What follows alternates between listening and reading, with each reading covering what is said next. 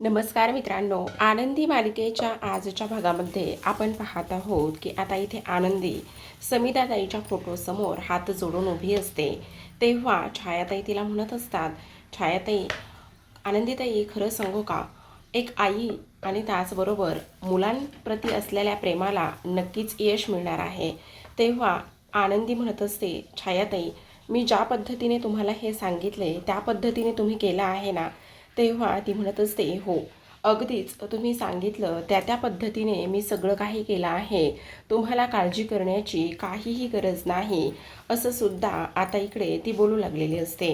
त्यानंतर आता एक स्पीकर आणला जातो आणि स्पीकरला युगंधरच्या मोबाईलचं ब्लूटूथ अटॅच केलं जातं आणि त्यानंतर मात्र आता इकडे युगंधरच्या फोनमध्ये असलेली समिधाची ती अंगाई इथे प्ले केली जाते स्पीकरवरती आणि समिधाने गायलेली अंगाई ही युगंधरने रेकॉर्ड करून ठेवली होती आणि आता तीच अंगाई इथे वाजू लागलेली असते. मग हळूहळू इथे सगळ्या घरामध्ये शांतता पसरलेली असते. इथे छायाताई म्हणत असतात, काळजी करू नका आनंदीताई, सगळं काही ठीक होणार आहे. तुम्ही आज मुलांसाठी एवढं सगळं काही करताना नक्कीच तुमच्या त्या करण्याला यश नक्कीच येणार आहे, असं सुद्धा आता इकडे ती बोलत असते. आणि हे सर्व काही बोलल्यानंतर आता आनंदी म्हणत असते, मला पूर्ण खात्री आहे की आता मुलांनासुद्धा आणि मालक साहेबांनासुद्धा ही अंगाई ऐकल्यानंतर नक्कीच झोप लागेल. आता युगंधर थोडासा हलतो, कारण त्याला समजत नाही की ही अंगाई कोणी लावली असेल आणि नेमकं काय झालं असेल. पण रात्र एवढी झालेली होती आणि त्या झालेल्या रात्रीमुळे आता तो काहीही बोलत नसतो, पण शांत झोपत असतो. इकडे आता प्रांजल म्हणू लागतो, आपण आजारी असताना आई आपल्यासाठी हीच अंगाई गायची, असंच कुशीत घ्यायची आणि त्यानंतर मात्र आपल्याला आता शांत झोप लागायची, असं सुद्धा आता इकडे तो बोलत असतो. तेव्हा मितालीला सुद्धा इथे लक्षात येतं की ही आपल्या आईची अंगाई आहे आणि आज सुद्धा आईची अंगाई कोण गात असेल. आज मात्र आईची प्रचंड आठवण येत होती आणि आईची आठवण येत असताना शेवटी ही अंगाई जी आहे ती इथे वाजत आहे, असं आता इथे मितालीसुद्धा बोलू लागलेली असते. तर हळूहळू सगळीकडची शांतता पसरू लागलेली असते आणि त्यानंतर मात्र इथे युगंधरसोबतच मुलांनासुद्धा आता इथे झोप येऊ लागलेली असते. आता मिताली विचार करत असते, दादा, आपली आई असती तर आपल्यासाठी अशीच अंगाई तिने गायली असती. इथे मात्र प्रांजल हा समिधाचा छोटा फोटो स्वतःच्या जवळ घेतो आणि समिधाचा छोटा फोटो स्वतःच्या जवळ घेऊन तो त्या फोटोकडेच बघतच तसाच झोपत असतो. इकडे मितालीसुद्धा तशीच बेडवरती पडलेली असते. एक उशी घेते आणि त्या उशीला कुरवाळूनच तीसुद्धा शांतपणे आता झोपलेली असते. इकडे पृथ्वी तर आहे त्याच ठिकाणी, आहे त्याच बसलेल्या खुर्चीवरती, तो सुद्धा शांतपणे झोपलेला असतो. इकडे युगंधरला सुद्धा आता चांगलं बऱ्यापैकी झोप लागलेली असते आणि तो सुद्धा आता इकडे झोपलेला असतो. आता आनंदी विचार करत असते, आत्ताची रात्र, आत्ताची ही गोष्ट तर भागून गेलेली आहे, पण उद्याचं काय करायचं. उद्या पुन्हा त्याच गोष्टी, त्याच सगळं काही इथे समोर यायला नको, असा आनंदीच्या मनामध्ये पुन्हा इथे विचार सुरू झालेला असतो. आता इथे छायाताई म्हणत असतात, आनंदीताई, खरं सांगू का, आज तुम्ही हे जे काही केले ना, त्यामुळे पुन्हा एकदा तुम्ही सगळ्यांचं मन जिंकणार आहात. कारण एका आईलाच आपल्या मुलांची काळजी असते, हे मात्र आज इथे सिद्ध झालं आहे, असं सुद्धा आता इकडे ती बोलत असते. त्यानंतर मात्र आनंदी म्हणत असते, एवढंच नाही करायचं आहे मला. तुम्हाला खरं सांगू का, बापलेकामध्ये जो काही दुरावा आहे तो दुरावा मात्र इथे कायमचा मिटला पाहिजे. ह्या सगळ्या गोष्टी कायमच्या बंद झाल्या पाहिजेत, असं आनंदी आता बोलू लागलेली असते. आणि काही जरी झालं तरीसुद्धा इथे पृथ्वीने हे मालक साहेबांना माफ केलं पाहिजे. जोपर्यंत पृथ्वी इथे मालक साहेबांना माफ करत नाही तोपर्यंत ह्या सगळ्या गोष्टी अशा करून किंवा मी आता कितीही काही केलं तरीसुद्धा इथे काही होणार नाही, जोपर्यंत जोपर्यंत इथे मुलं मालक साहेबांना माफ करत नाहीत तोपर्यंत, असं आनंदी आता बोलू लागलेली असते. नेमकं त्याच वेळेला आता छायाताई म्हणत असतात, काळजी करण्यासारखं काहीही नाही, तुम्ही अजिबात काळजी करू नका, सगळं काही व्यवस्थित होईल. आणि त्याचसोबत सगळ्यात महत्त्वाची गोष्ट म्हणजे आता इथे माफ तर झालेलंच असेल, कारण मुलांच्या नजरेतून आता तुम्ही लवकरच बऱ्या व्हाल, असं सुद्धा आता इकडे ती बोलू लागलेली असते. आता हे सर्व काही बोलणं वगैरे सुरू झालेलं असतं. आनंदीसुद्धा थोड्या वेळासाठी झोपते. आता दुसऱ्या दिवशी सकाळची वेळ असते. दुसऱ्या दिवशी सकाळी मात्र इथे आपण पाहतो, इथे आरती ही खूप जास्त टेन्शनमध्ये असते. ती विचार करत असते की आनंदीकडे सगळं काही ठीक असेल ना, तिकडे सगळ्या काही गोष्टी बऱ्या असतील ना, मला मात्र अजिबातच कळत नाही, असं सुद्धा आता इथे ती बोलत असते. तेवढ्यातच आता आरची म्हणू लागते, अगं आरतीताई, तुला एक गोष्ट सांगू का? आरतीताई, तू इथे मालक साहेबांनी म्हणजे आनंदीताईला माफ वगैरे केलेलं असेल का, तेच मला काही केल्या कळत नाही आहे.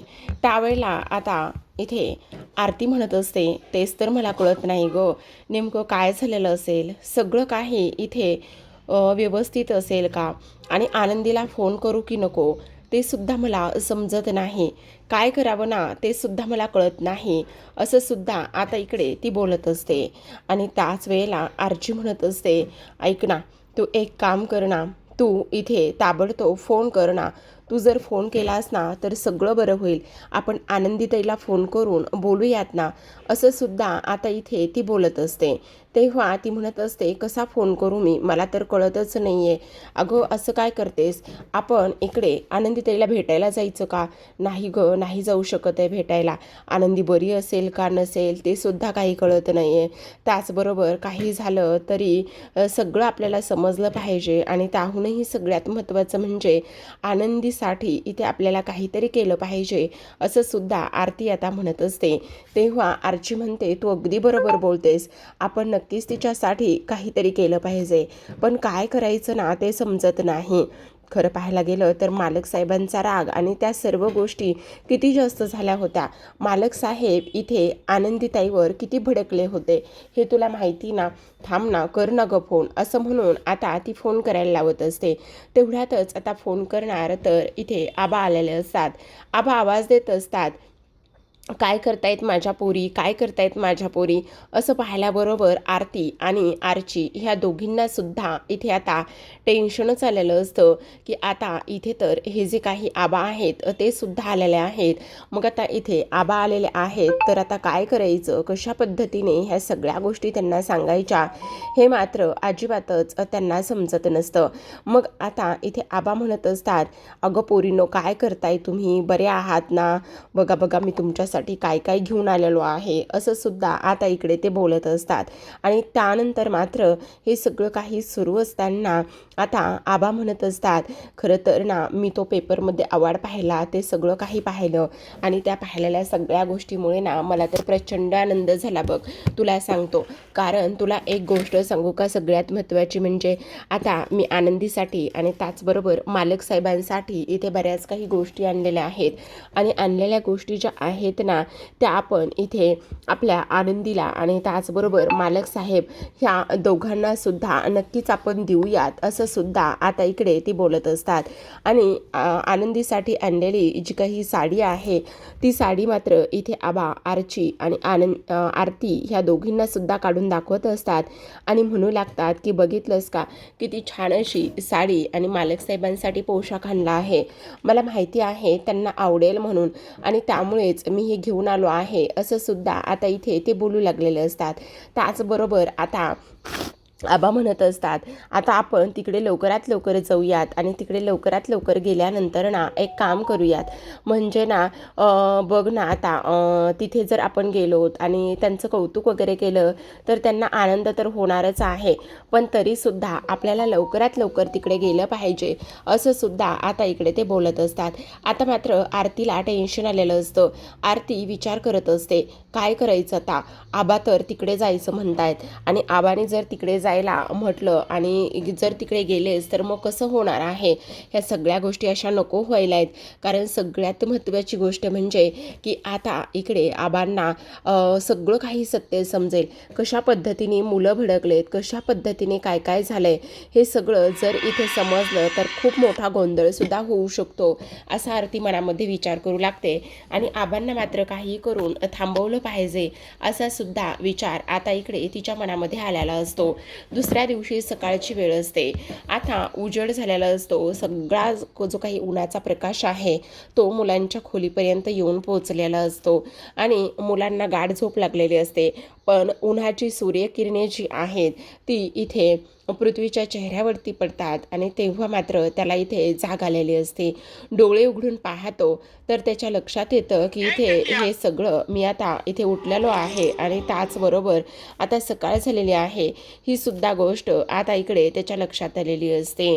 तेव्हा तो सर्वांना आवाज देऊन उठवण्याचा प्रयत्न करतो आणि मनामध्ये म्हणत असतो, खरं तर ना रात्री जी काही इथे अंगाईमुळे इथे खरं तर शांत झोप आलेली आहे. नेमकी ती अंगाई कुणी लावली होती, काय झालं होतं हे मात्र अजिबातच मला समजत नाही, असं सुद्धा आता इकडे पृथ्वी बोलू लागलेला असतो. त्यानंतर मात्र मुलंसुद्धा इथे असतात आणि मुलं उठतात आणि मुलं उठल्यानंतर आता लगेचच मुलंसुद्धा इथे म्हणत असतात, दादा मला एक गोष्ट समजत नाही, रात्रीच्या त्या अंगाईमुळे मला झोप लागली होती. आता दुसऱ्या बाजूला युगंधरसुद्धा डोळे चोळतच उठलेला असतो, कारण रात्र बरीच झालेली होती आणि रात्री उशिरा मात्र इकडे आता ह्या लोकांना जाग आलेली होती.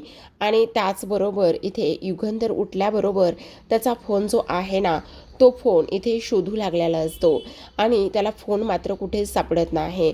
मग विचार करतो, माझा फोन नेमका कुठे गेला असेल, काय झाला असेल, असा विचार केल्यानंतर आता इकडे त्याच्या लक्षात येतं की त्याने बाहेर फोन फेकला होता, त्यामुळे तो फोन घेण्यासाठी बाहेर येतो. आता आनंदी ही सकाळी लवकर उठलेली असते, देवाची पूजा वगैरे करते, देवासमोर नमस्कार करत असते, देवाला प्रार्थना करत असते. तेवढ्यातच आता युगंधर त्याचा स्वतःचा फोन शोधत शोधत येताना हा दिसलेला असतो. आनंदी नमस्कार करत असते आणि तेव्हा युगंधर म्हणू लागतो, माझा फोन कोणी पाहिलाय का, माझा फोन इथे कुठेतरी होता, पण आत्ता माझा फोन मला काही केल्यास सापडत नाही, असं इकडे आता तो बोलू लागलेला असतो. तेवढ्यातच आता पृथ्वीसुद्धा समोर येतो आणि पृथ्वी समोर आल्याबरोबर तो लगेचच युगंधरला म्हणत असतो, खरं पाहायला गेलं ना तर तुम्हाला ॲक्टिंग कशी करायची, नाटक कसं करायचं, ह्या सगळ्या गोष्टी अगदीच व्यवस्थित तुम्हाला जमतात. म्हणजे इथे तुम्ही आम्हाला इमोशनली ब्लॅकमेल करायचं ठरवलेलंच आहे का? तुम्ही असं वागून नेमकं काय सिद्ध करण्याचा प्रयत्न करता हे तर आम्हाला काही केल्यास समजत नाही, असं आता इकडे पृथ्वी बोलत असतो. तेव्हा युगंधर त्याला म्हणत असतो, तुला नेमकं काय म्हणायचं आहे. त्यावर तो म्हणत असतो, काय म्हणायचं आहे म्हणजे रात्री तुम्ही आमच्या आईची अंगाई लावली आणि आमच्या आईची अंगाई लावल्यानंतर तुम्हाला असं वाटलं का की तुम्ही आमच्यासोबत असा इमोशनल गेम खेळाल म्हणून. तेव्हा युगंधर म्हणतो, हे बघ पृथ्वी, मी असले केलेले घाणेरडे आरोप सहन करून घेणार नाही, मी कोणतीही अंगाई वगैरे लावली नाही. तेव्हा पृथ्वी म्हणू लागतो, अजून किती आणि कशा पद्धतीने खोटं बोलणार आहात, किती खालच्या थराला जाणार आहात युगंधर निंबाळकर. अहो इथे तरी सोडा, अगोदर म्हटलात तुम्ही लग्न केलं नाही आणि आता म्हणताय की तुम्ही आमच्या आईची अंगाई लावलीच नाही म्हणून. किती आणि कसं खोटं बोलणार आहात तुम्ही, पण की किती खोटं बोलणार आहात तुम्ही. तेव्हा पुन्हा एकदा युगंधर म्हणू लागतो, हे बघ मी तुला स्पष्ट शब्दामध्ये सांगतो, लहान आहेस, लहानासारखं राहा आणि प्रत्येक वेळी माझ्यावर आरोप करण्याआधी आणि मला असे प्रश्न विचारण्याआधी एकदा नाही तर 10दा विचार कर, समजलं तुला. तेव्हा तो म्हणत असतो, तेच तर मला समजत नाही, तुम्ही अजून किती आणि कशा पद्धतीने खोटं बोलता आणि किती खालच्या थराला जाता हेच मला काही केल्या कळत नाही. तुम्ही असे वागता का, तुम्हाला हे सगळं काही करून काय भेटणार आहे, असं स्पष्टपणे आता इकडे तो बोलत असतो. तेव्हा मात्र युगंधर म्हणत असतो, मुळात मी हे सगळं काही का करू, काय संबंध काय आहे माझं हे सगळं काही करण्याचा.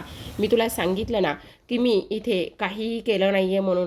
तरीसुद्धा तू इथे माझ्यावर असले आरोप करतोस आणि ते आरोप मात्र मी अजिबात सहन करून घेणार नाही, अशा स्पष्टपणे आता इकडे तो बोलत असतो. आता हे सर्व काही बोलल्यानंतर मात्र आनंदी मनामध्ये म्हणत असते, जर मी आता गप्प बसले तर इथे पृथ्वीला मात्र मालक साहेबांबद्दल पुन्हा गैरसमज निर्माण होईल आणि पुन्हा हा जो काही वाद आहे तो वाद अजून वाढू शकतो, असं सुद्धा आता इकडे ती मनामध्ये विचार करत असते. आणि तेव्हा ती लगेचच म्हणत असते, एक मिनटं पृथ्वी, हे बघ, रात्री जी काही अंगाई लावली होती ती अंगाई मालक साहेबांनी नाही, तर ती अंगाई मी लावली होती. मी मालक साहेबांच्या मोबाईलवरून ती अंगाई वाजवली होती, असं आनंदी आता इकडे सांगते. तेव्हा मात्र आता लगेचच पृथ्वीला राग येतो. पृथ्वी लगेचच म्हणू लागतो, तुझा काय संबंध आहे आमच्या आईची अंगाई इथे लावण्याचा? तू समजतेच कोण स्वतःला? हे बघ पृथ्वी, ऐकून घे, रात्रीचं वातावरण खूप जास्त विचित्र झालं होतं. तुम्हा सगळ्यांना इथे झोप येणं फार जास्त गरजेचं होतं, असं सुद्धा आनंदी म्हणू लागते. आणि त्यामुळे मी तो एक प्रयत्न केला, बस एवढंच, याच्या पलीकडे काहीही नाही. माझ्यावर विश्वास ठेव, मी असं हे सगळं मुद्दामून नाही केलेलं. तेव्हा मात्र इथे युगंधरला सुद्धा आता प्रचंड राग आलेला असतो. युगंधर सुद्धा आता इथे चिडलेला असतो, कारण आनंदीला हा आगाऊपणा कोणी करायला सांगितला होता हे सुद्धा आता इकडे त्याच्या डोक्यात गेलेलं असतं आणि त्यामुळे तो सुद्धा आता प्रचंड भडकलेला असतो. आनंदी म्हणू लागते, हे बघा मुलांनो, मी फक्त इथे समिधाताईची अंगाई प्ले केली, याच्या पलीकडे मी काहीच नाही केलेलं. यामध्ये मालक साहेबांना माहितीसुद्धा नाही की ती अंगाई मी लावली होती म्हणून. पण आता मात्र इथे पृथ्वी काहीच ऐकत नाही आणि पृथ्वी काहीच न ऐकल्यामुळे तो तडक तिथून निघून जातो. आता मात्र इथे युगंधर हा आनंदीकडे पाहतो आणि रागातच म्हणू लागतो, आनंदी, काय गरज होती तुला हे असले उद्योग करण्याची? का तू ती अंगाई लावलेली आहेस? का हे सगळं करतेस? प्रत्येक वेळी तुला सगळं काही करायचं असतं का? का उगाचच त्या मुलांची आई बनायला जातीस? तुला किती वेळा सांगितलं की मी तुला बायको मानत नाही आणि त्याचबरोबर तुझं आणि माझं नातं काहीच नाही आहे म्हणून. का उगाचच ती अंगाई लावलीस? आणि का पुन्हा इथे अशा पद्धतीने मुलांना त्रास दिलास, मला त्रास दिलास? आनंदी, का हे सगळं काही करतेस? तुला हे सगळं काही करण्याची काहीही गरज नाही, असं स्पष्टपणे आता इकडे तो बोलू लागलेला असतो. तेव्हा आनंदी म्हणत असते, मालक साहेब, तेच तर मी तुम्हाला सांगण्याचा प्रयत्न करते. हे बघा, ह्या सगळ्या गोष्टीमध्ये इथे रात्री सगळ्यांना शांत झोप येणं फार गरजेचं होतं, पण तुला कोणी ग हे सगळं काही उद्योग करायला सांगितले आहे?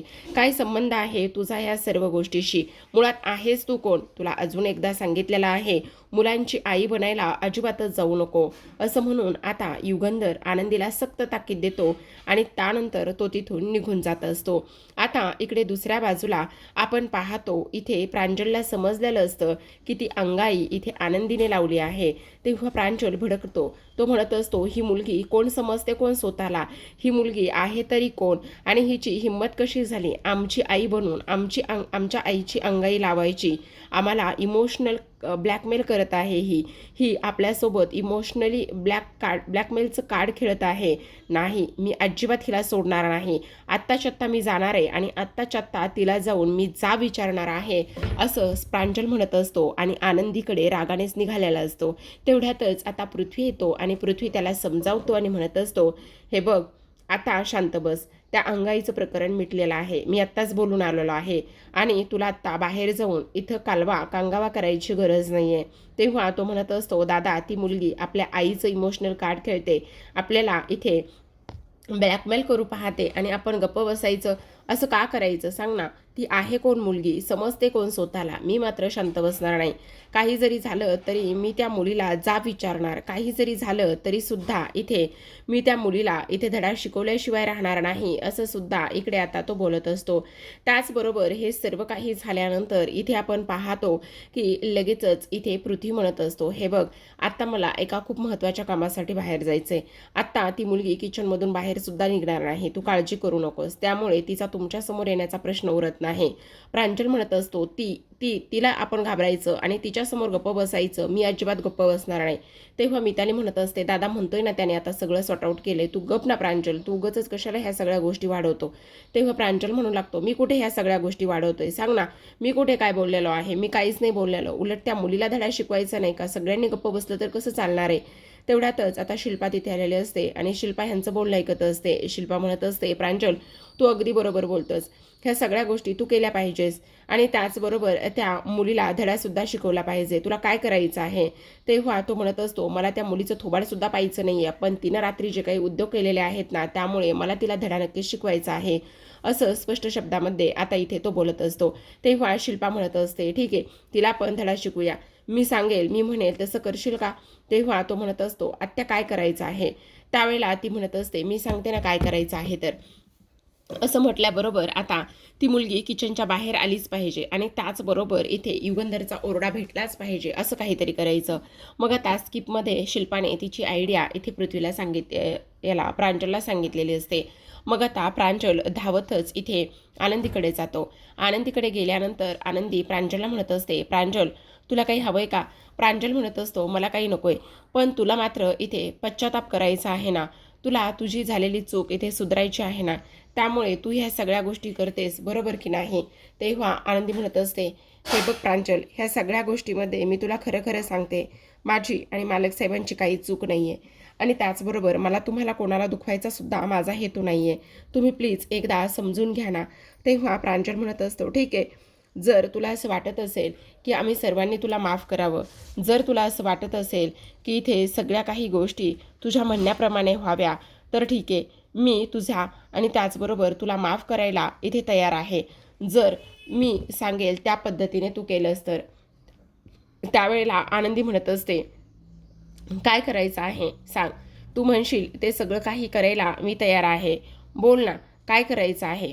असं म्हटल्याबरोबर आता मात्र इकडे प्रांजल हा स्किपमध्ये तिला बोलत असतो, कारण प्रांजलला फक्त आणि फक्त इथे तिला त्या खोलीतून बाहेर काढायचं असतं आणि ती एकदा का त्या खोलीतून बाहेर आली की मग सगळं काही त्याच्या म्हणण्याप्रमाणे होणार असतं आणि त्यामुळे तो खेळ हा डाव खेळू लागलेला असतो. आता जेव्हा तो हा डाव खेळत असतो तेव्हा आनंदी म्हणत असते, ठीक आहे, जर मी असं काही केल्याने तुम्हा सर्वांना जर आनंद भेटणार असेल तर मी हे सगळं काही करायला इथे तयार आहे, असं शेवटी आता इथे आनंदी बोलत असते. आणि तेव्हा प्रांजल म्हणत असतो, ठीक आहे, मग आता मी सांगतो त्या पद्धतीने तू सगळं काही करायचं. आनंदी म्हणत असते, ठीक आहे. मग प्रांजल मात्र तिथून निघून जात असतो, पण शिल्पाने मात्र हे सगळं काही बोलणं इथे ऐकलेलं असतं आणि त्यानंतर छायाताई म्हणू लागते, आनंदीताई हे बघा, हे सगळं काही करण्याची खरंच गरज आहे का. हो, हे सगळं करण्याची खरंच गरज आहे, कारण ह्या सगळ्या गोष्टी जर केल्या तरच मग सगळं व्यवस्थित होणार आहे, असं इकडे ती बोलत असते. तर आता प्रेक्षकांनो, प्रांजलनी बऱ्याच काही गोष्टी सांगितलेल्या असतात, आनंदी ही त्याच्यावर विश्वास ठेवून करत असते, पण त्यानंतर मात्र इथे पुन्हा ती युगंधरच्या रागाला बळी पडलेली असते. आता प्रेक्षकांनो, उद्याच्या भागामध्ये पुन्हा तोच प्रोमो कंटिन्यू आहे. आनंदीसमोर खूप मोठं आव्हान असतं. आनंदीला असं वाटत असतं की माझ्यामुळे ह्या सगळ्या गोष्टी होत आहेत, त्यामुळे मी इथे न राहिलेलंच बरं, असं इकडे ती बोलते आणि त्यानंतर घर सोडण्याचा धक्कादायक निर्णय घेते.